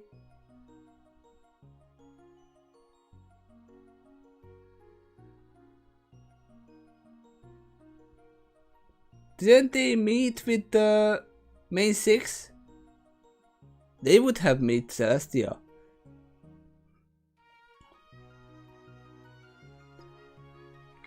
But we do know that the Doctor has encountered her past self on multiple occasions, including some of his future lives, had been pointed out. Just because we have not had encounters with her, doesn't mean it never occurred for those who travel in the TARDIS. All things in their own time, Celestia quoted. Good things come to those who wait. I can afford to be patient and observant. If I always was in the distant past... She looked elsewhere with regret. I could have avoided certain tragedies. I assume you are referring to your sister.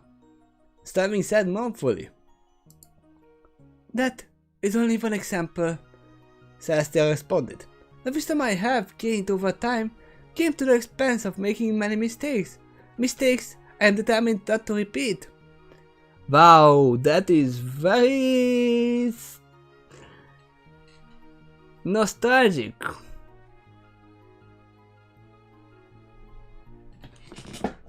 You are reminding me of a certain Doctor who said something like this before.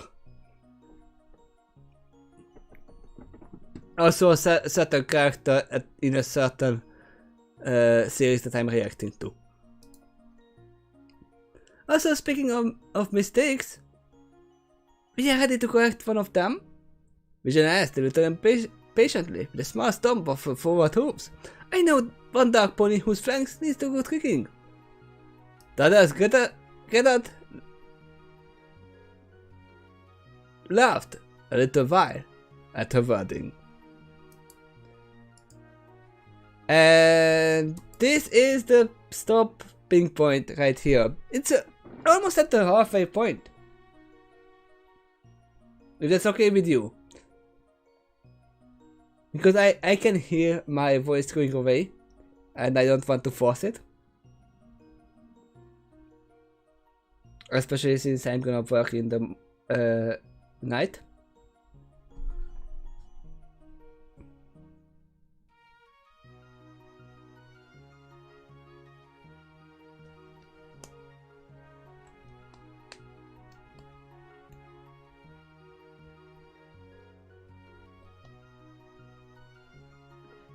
But yeah, we are preparing for to fight. Hopefully not fight, but preparing for every possible scenario. At least Celestia is preparing for it. She is making the good questions. And I still think that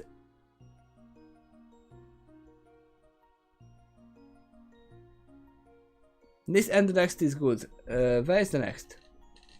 Okay, that's a little bit too far away. I'm not sure if my voice can handle at that point. If we are gonna continue. So this is where I'm gonna stop.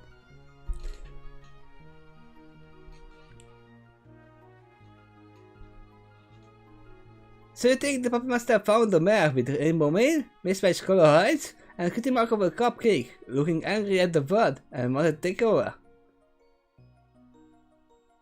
Take it over? I do have a feeling that the puppet master has a way to check if they are really, let's just say, the descendants of King Sombra. He needed a blood of King Sombra.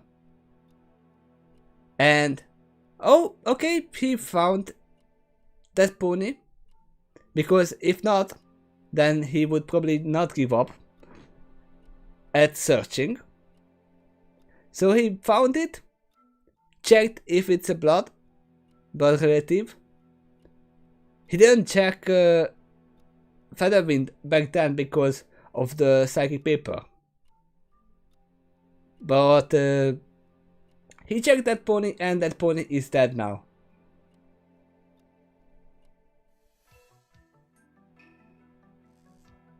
The Osai has been building up to it. But the book showcases Sombra's good side more than that. But you get to see him in full villain mode. Well, we weren't really able to see him in full villain mode too much in the show. We saw him like 2 or 3 times, and then they killed him off.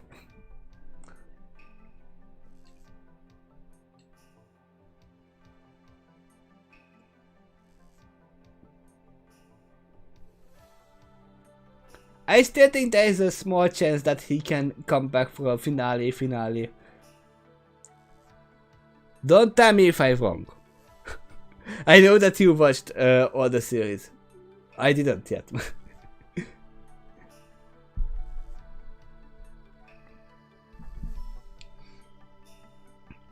I actually hope that he comes back because he was one of the best villains. Drake was also good. I mean, he was bad, but he was also a good villain. That's what I meant. And Chrysalis was also good. All of them who can come back. And one of them will definitely come back. Because they actually said that they will come back. But we are not gonna talk about the series. We are talking about this fanfiction right here. We are prepared to face the Dark King. Let's just call him that.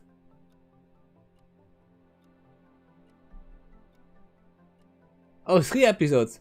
I was actually right. I said 2 or 3 times.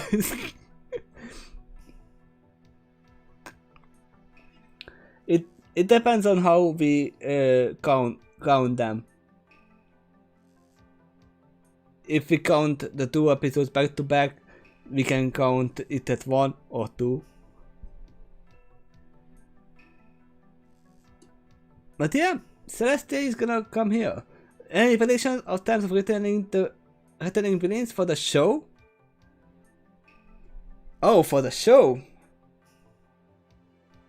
I do have some predictions. I do have a feeling that Chrysalis definitely is gonna come back. Because she promised us that she's gonna come back. And as I said, I hope that Sombra is returning. There is not much hope for him, but there is a very slight chance. But there is still another chance that Chrysalis can actually gather some forces. She definitely needs some forces to face against the kindness of the ponies, which obviously he would look for at the things that they faced before, like Tirek, who is not dead but locked away in Tartarus. And she has meaning. She has some means to get there. I mean, she can just turn into Celestia and tell the god at Cerberus. Just tell Cerberus that to go away a little bit. We are gonna let him out because he spent his time here. It was not eternal. I mean, Chrysalis is just a changeling. She has many ways to gather forces.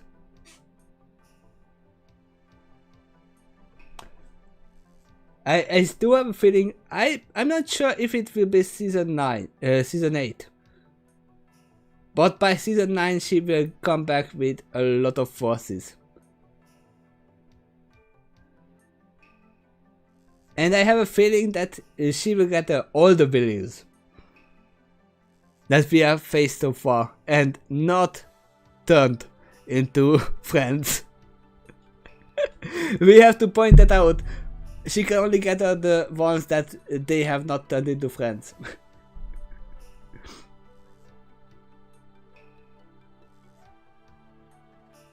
In that case, you think the Sun King will remain down?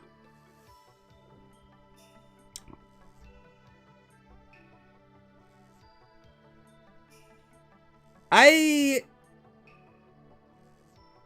don't think that they will give pull back Sombra because they killed him off. But I still do hope that they will make him come back, at least for that one final episode. I don't know if it can be a time travel episode again. Who knows?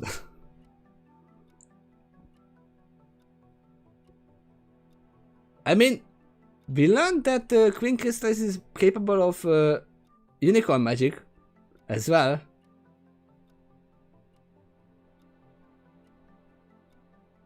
I don't think the Flintstone brothers are that bad. Again, they are not. I don't think the Flintstone brothers are actually villains. They are just anti-heroes.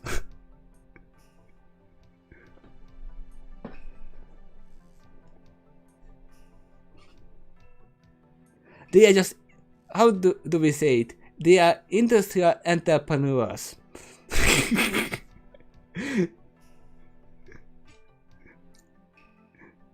That's actually the title right there.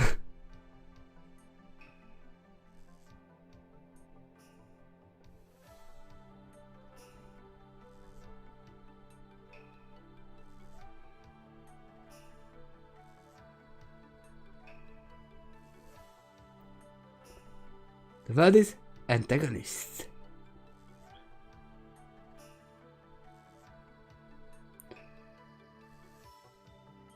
Fam equals the most evil police. They fooled you all thinking into the less antagonists.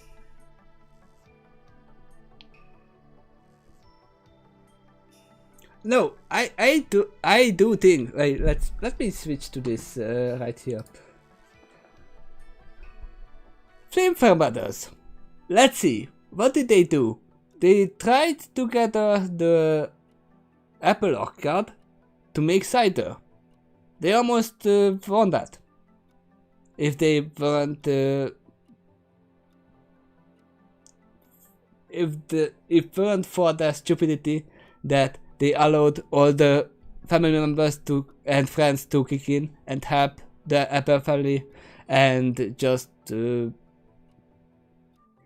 change the settings on their Apple's what was the name of it?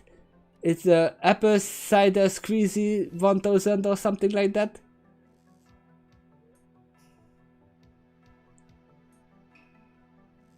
Because you know that one reality they were tearing up all the trees and such. I have a feeling that they were not just tearing up the trees. They only saw that. I have a feeling that they were building something right there. They were clearing that area. As I said, industrial is their thing. They are basically representing people, humans, what they do in the world, and that's sad. But they are actually trying to improve the lifestyle. I mean, the Cider Squeezy was actually a good invention. It actually was working until they changed the settings. And it didn't actually hurt the trees, what they did.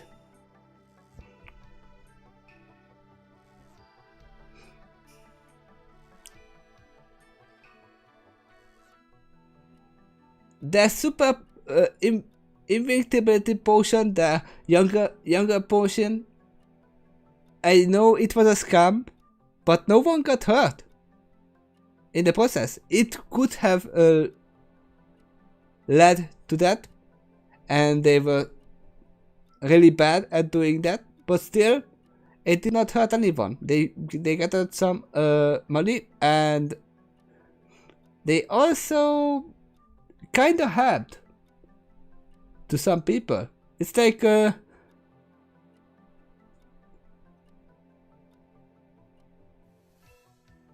some feeling that they did not invite the Super Sweet Easy. That seems beyond them, but they probably spin it away from to invent them. No, I do think that they did invent them. I think they invented it. I mean, you saw their infomercial about the other stuff as well, so.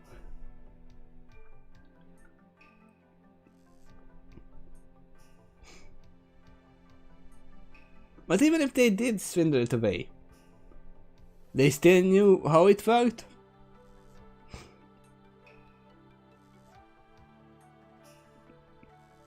I mean, the Flimflam Brothers, did you see their cutie mark? It's an apple. They could have invented it easily. They knew how to work with apples.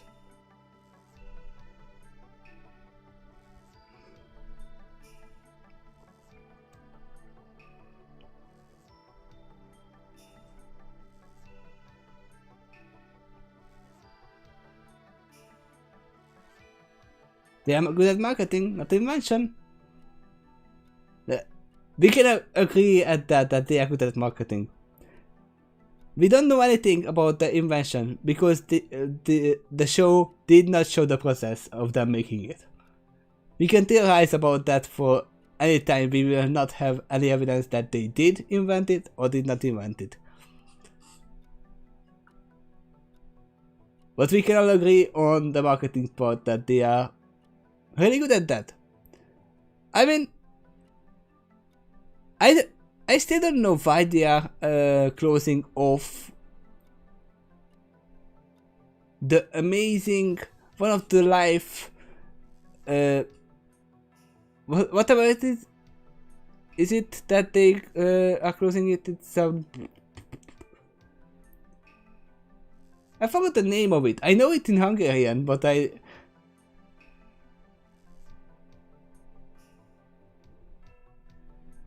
oh my god, my mind is going blank right now. It's the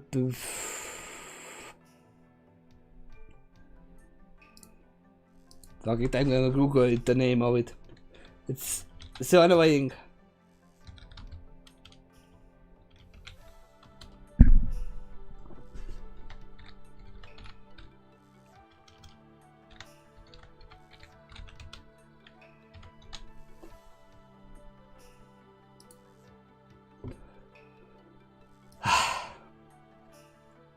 It's the roller coaster.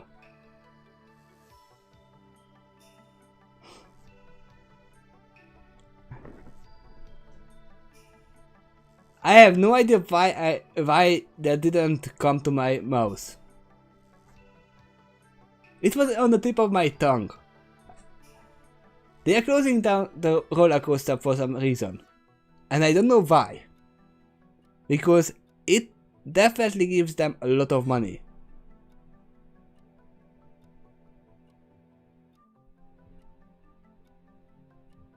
So closing it actually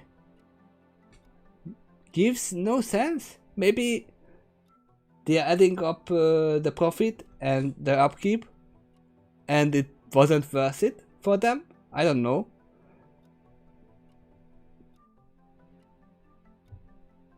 But they could be planning something.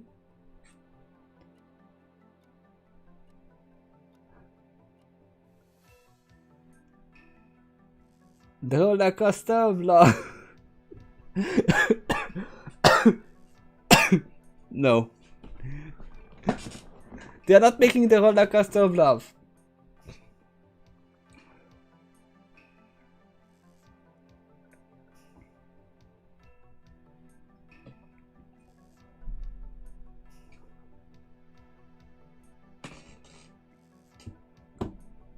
But yeah, as I said, I don't think them as evil ponies. They might be bad to the environment, but they are not evil for the sake of being evil. They are not imprisoning any pony. They just make money. They just want to make money. So what do you think of the chapter so far? And predictions moving forward? Also next reading is gonna be tomorrow. So it's not gonna be a big break. If I'm not dead when I come back home, I can read tomorrow.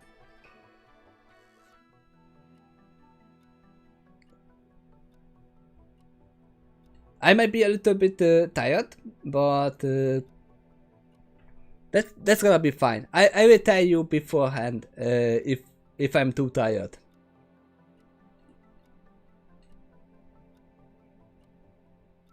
And what do I think of the chapter so far? Well, they were waiting for Celestia and they went in front of her. Not much happened at this point. It was basically just establishing that there is still a connection between the Crystal Sage and King Sombra, and Featherwind assuming stupid things that the connection is not there anymore. It's still there, we know that. At least Celestia knows how things work and she is preparing for everything. They now know that King Sombra might target the elements of harmony if he comes back.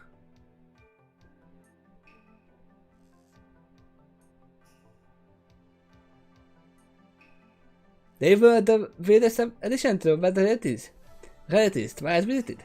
each relative worse than the last? Yeah, Flame can totally defeat this god in a snap. I mean, can we agree that not all of the bad timelines that she went into were actually bad? Let me see, what did the Flame Fam do in that time reality? Let me just go back. What was the name of the episode? It was...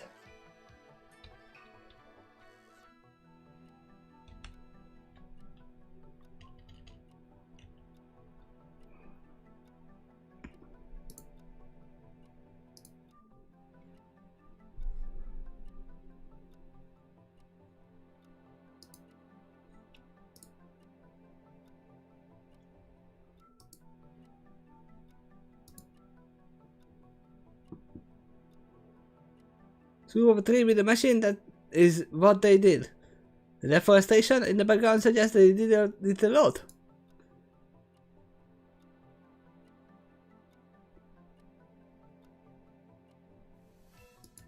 Okay, my YouTube studio is not loading up for some reason.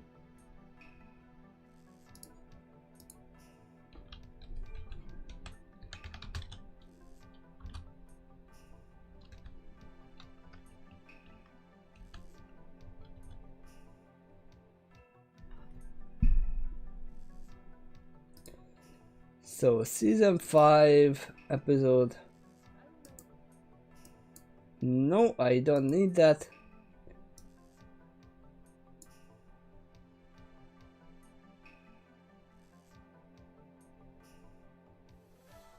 I want to see the deforestation.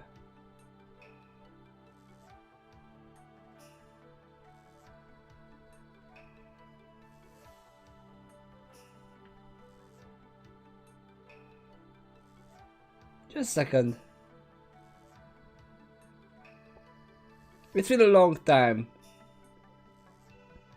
I know what they did, but I wanna see everything.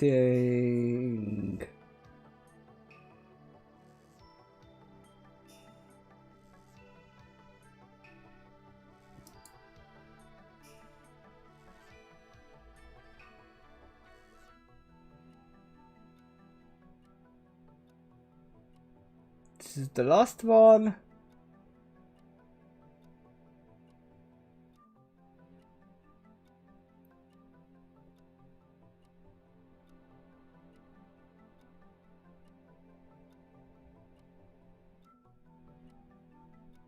I won't find it, will I?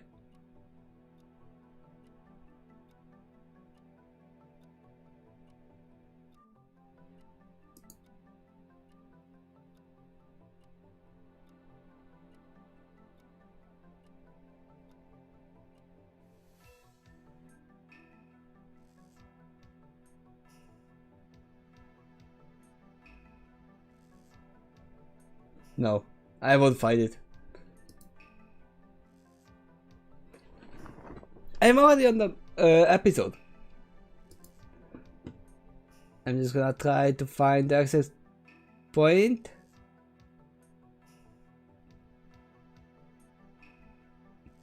It was after Discord, right? Okay, I found. Okay. Yep. That's the reason.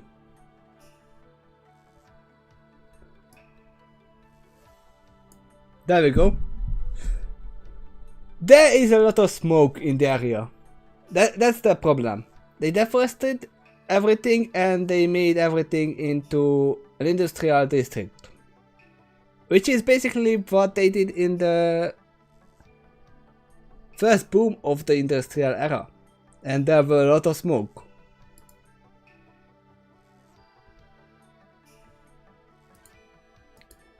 So they are the most human-like, who are trying to invent new things and make everything industrial. It's not always good. We know that. But they are not evil. They want this to make everything better. Because I mean, when the industrial age happened in real human history, they call it a good thing. And they did the same thing that film vendors are doing at that bad ending scenario. That there is a lot of smoke everywhere, there are no trees, there are new buildings that are built from bricks.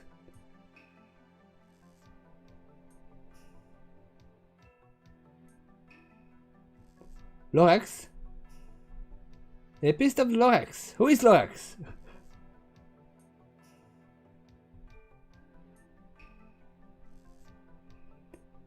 What? I still have the question, how the hell did they defeat every other enemies? We still don't know that. We still don't know how they defeated Nightmare Moon and everything. And Thorax. Thorax, yeah.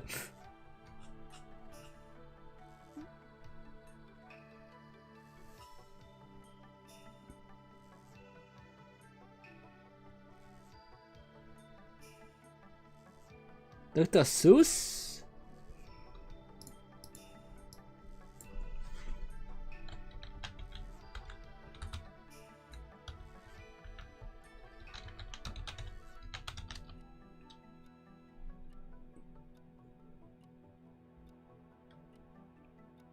Oh. I didn't watch that movie. I can definitely tell you that I didn't watch that.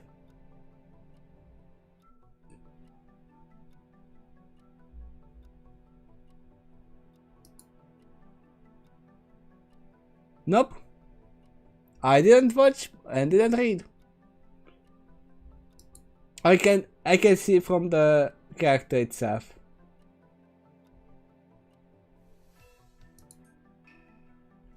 Well, I have something to watch then.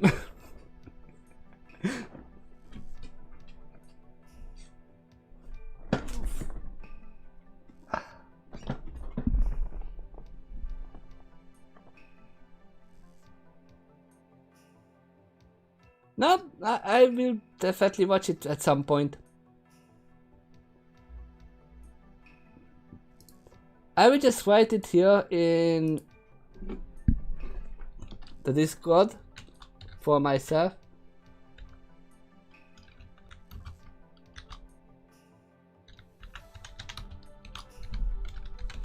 To remind myself.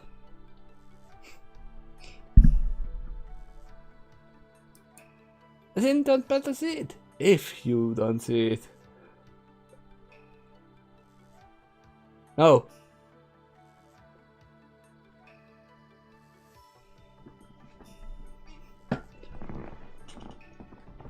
But yeah, we went really off topic at this point. I have a feeling that we went really off topic. For some reason we went off to talk about Flim Flam Brothers.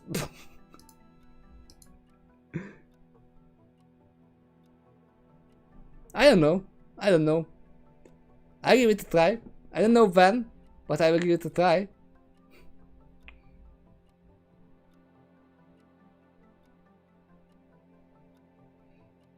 But I do think that I'm now going to have a shower or a bath,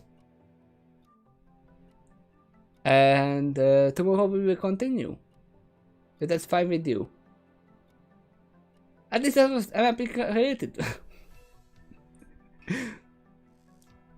Yep, that's true.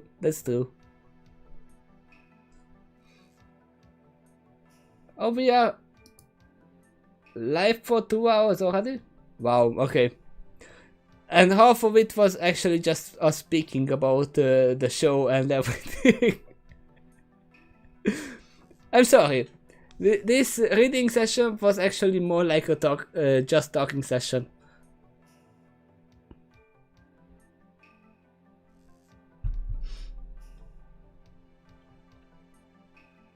And again, I will talk to you in Discord if I won't be able to make it, if I'm too tired.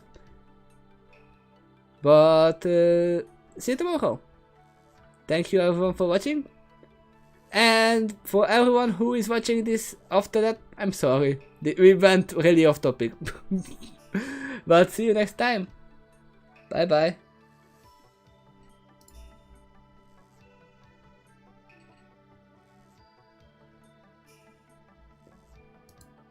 We are friends too, and friends often go tangents with conversations. That's the actual fun of streaming, isn't it? That we can have a conversation.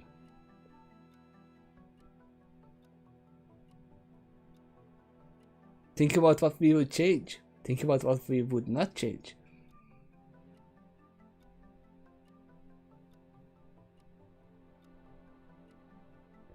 But now, I'm leaving. See you.